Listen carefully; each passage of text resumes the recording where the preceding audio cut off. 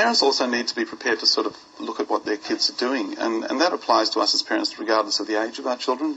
You're probably aware of the publicity surrounding Mercy Ministries in the last week, which has been horrific. The suggestion or the allegation that people suffering from mental health illness have been party to a program which has not had the means by which to deal with mental health issues, psychiatric issues, eating disorders, when there's no psychiatrist on site, when the counselling is perhaps 1 hour a week, when there aren't the credentials to be able to deal with people with long-term, deep-seated emotional and psychological problems.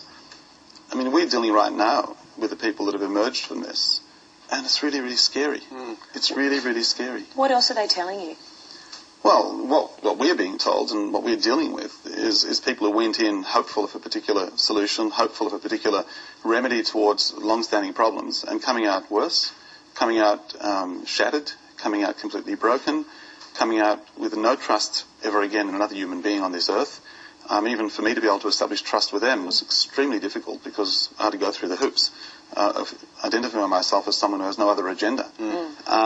And they are a wonderful bunch of people, very special people, and that's perhaps another issue, that is the good people that fall into this in so many different aspects. Sorry. You mentioned earlier that the whole issue of controlling their thoughts and the fact that perhaps some people who've been in terrorist organisations need to be deprogrammed. Is that a case for everyone who leaves a cult, do you believe? A lot of people leave cults on their own. I mean, it's a little bit like the drug scene. I mean, not everybody needs to go to rehab in order to give up drugs. If they did, the rehab centres would be overflowing even more than they are. But those people who leave cults without some sort of assistance often are forced back into that system later on where they need some sort of assistance. They have flashbacks of experiences which are very powerful. They find issues of relationships and intimacy difficult. So they may be cruising quite well, but our belief is that it's going to always be valuable to have some sort of a check-up, get a roadworthy after you've got out. Sort of get a feel of what they've been through and get an understanding.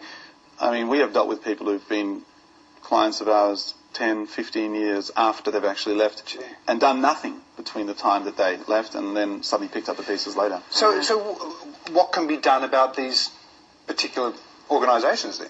I mean, I would imagine that they don't necessarily do something that's particularly illegal as such. Look, when they're dealing with young children, you've got an issue of duty of care, which is probably far more relevant than it is with older people who are supposedly making up their own minds. If there are breaches of immigration laws and misappropriation of Centrelink payments and all that sort of stuff, those are identifiable areas.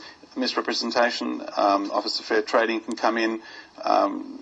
We had a group we were dealing with, and Fair Trading, together with us, we closed them down. They were selling miracle waters for $80 a pop. Now, the water was about this much, and this was supposedly going to help individuals make their lives better. In fact, this organisation was so clever that if you put a glass of water next to a computer, you could actually download the blessing into the water with the payment of a credit card. So that was really clever. So rather than going up to Byron Bay, which was what people normally did, you took a glass of water, had to be within about 6 centimetres off the actual PC, and then you put your credit card in and you played around a little bit and you were able to download the blessing into the water, and it was all done. Oh, for goodness sake. And hundreds and hundreds of people paid those fees. So that's an area where people can get in, but it is an area which is very, very difficult to regulate. In relation to the Mercy Ministry issue, there are people looking at all sorts of different remedies according to the law, but it's a hard one because it's very hard to identify mind control. You run Cult Counselling Australia, which is a non-denominational service. Do you find that when you're dealing with people that the cults will fight to keep them as you're trying to help them out, that they're fighting to keep them? And I'm the devil. Yeah, I was going to say, you must have one heck of a reputation. I'm a really bad guy. And there's a couple of situations I'm involved in now, and I've actually managed to talk to the people involved, and they're still in the group, and they're sort of still trying to work out whether this is just one big con, or whether it's and the devil in different clothes. Do they see you long beard and go, look out? Well, that actually helps, because people often think I'm a bit of a cult member myself. You're a wizard. That's right. So I come in and they say, well, and parents often look at me after having not met me yet or having not seen my picture somewhere, and they'll say, here's another one. Are you really the sort of person we should be talking to help our kid, and so on. Yeah, but we are a non-denominational organisation, and we pride ourselves in that. The other thing is none of us, the ones working with us, have ever been involved in the cult, so we have no agenda. We've got no vendetta. And a lot of cult organisations often become a little bit culty themselves. They sort of end up, with this sort of huge mission. And we don't have that.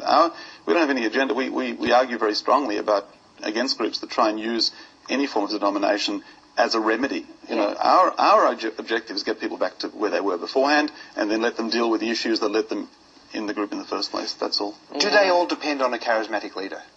I think one of the hallmarks of a cult would have to be, some sort of charismatic leader. That does not mean that you can't have a cult organisation or cult phenomena happening without a charismatic leader. Traditionally speaking, the definition of a cult involves a charismatic leader. But when we talk about Mercy Ministries or any other such organisation, there may not have been a charismatic leader happening over there, but what was happening was a process of exploitation, a process of misuse, and all sorts of other things, if in fact the allegations that are being made by these people are correct. But generally speaking, yes, you do need a charismatic leader, and that is true also about terrorist groups. Yeah. I mean, bin Laden is a very charismatic man, as are, his marshals. Yeah. And that creates a certain desire to be part of something much bigger than life. Is it next to or is there next to no chance of shutting them down as such? I don't think we'll never get rid of cults. We won't get rid of the road toll. We won't get rid of lots of other things that are afflicting our society. But what we can do is we can make a difference. We can make a difference in the lives of people that have actually gone through the experience. We can make a difference in the lives of the families. I mean, we work very hard to get people out of groups. We don't always succeed, but we always make a difference as far as the family is concerned. We help them with communication skills. We help them with getting closer to their kids. We help them to be parents. It's not going to go away. It's part of life. I think, ironically, since 9/11, which is really interesting, cults have really had a boost. 9/11 proved all the doomsday people that the world is coming to an end. So 9/11, in a sense, did tell us all that the world's coming to an end and the doomsday and the soothsayers are all correct.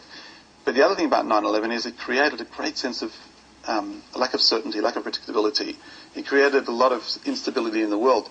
And cults try to pretend that they can give you that stability. They can make it all good again. So I've written a book on this issue, and I'm rewriting it again now, because post 9/11, the cult system and the cult syndrome is totally different from what it was before, and it's much more serious and something we need to be more aware of. Absolutely. There'll be plenty of people out there identifying with that today. Look, so lovely to talk to you. Thank you for joining us. Love to speak to you again sometime. Thank you very much.